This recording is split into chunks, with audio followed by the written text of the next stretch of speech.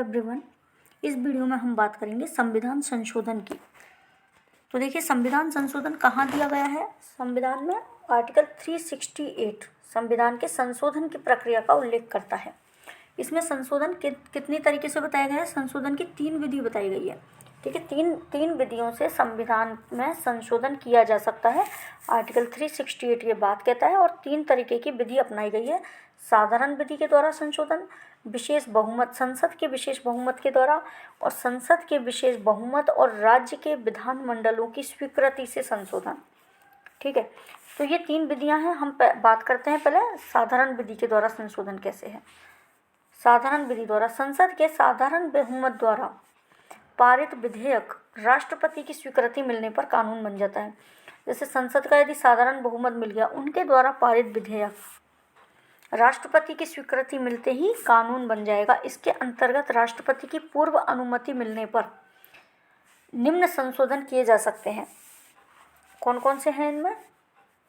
नए राज्यों का निर्माण, राज्य क्षेत्र, सीमा और नाम में परिवर्तन, संविधान की नागरिकता संबंधी, अनुसूचित क्षेत्रों जनजातियों के प्रशासन संबंधी, केंद्र द्वारा प्रशासित क्षेत्रों के प्रशासन संबंधी व्यवस्थाएं, ये सब किसमें आती है। साधारण बहुमत के द्वारा। अब हम बात करते हैं विशेष बहुमत द्वारा संशोधन। यदि संसद के प्रत्येक सदन द्वारा कुल सदस्यों का बहुमत तथा उपस्थित और मतदान में भाग लेने वाले सदस्यों के 2/3 मतों से विधेयक पारित हो जाए।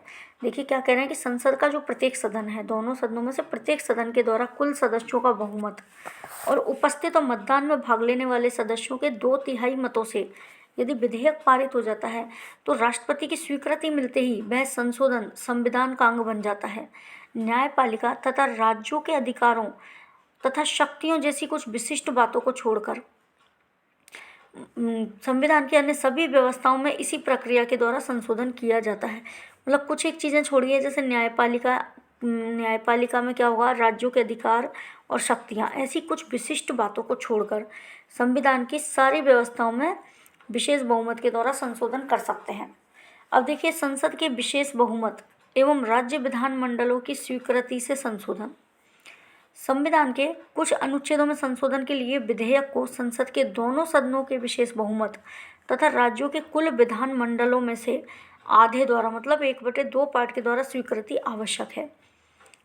क्या बोल रहे हैं ये, संसद के दोनों सदनों के विशेष बहुमत और राज्यों के जो कुल विधानमंडल हैं उनके आधे के द्वारा, उनके आधे सदस्यों द्वारा स्वीकृति आवश्यक है। ठीक है, कौन कौन से संशोधन है ऐसे देखिए। राष्ट्रपति का निर्वाचन, जो कि अनुच्छेद 54 में है। राष्ट्रपति निर्वाचन की कार्य पद्धति, जो कि अनुच्छेद 55 में दी गई है। संघ की कार्यपालिका शक्ति का विस्तार, राज्यों की कार्यपालिका शक्ति का विस्तार, केंद्र शासित क्षेत्रों के लिए उच्च न्यायालय, संघीय न्यायपालिका, ये विषय ऐसे हैं जिन पर कि विशेष बहुमत तथा साथ में क्या है, विशेष बहुमत तथा राज्य विधानमंडलों की स्वीकृति से संशोधन किया जाता है। और देखिए, राज्यों के उच्च न्यायालय, संघ एवं राज्यों में विधायी संबंध। ठीक है, संघ और राज्यों में विधायी संबंध।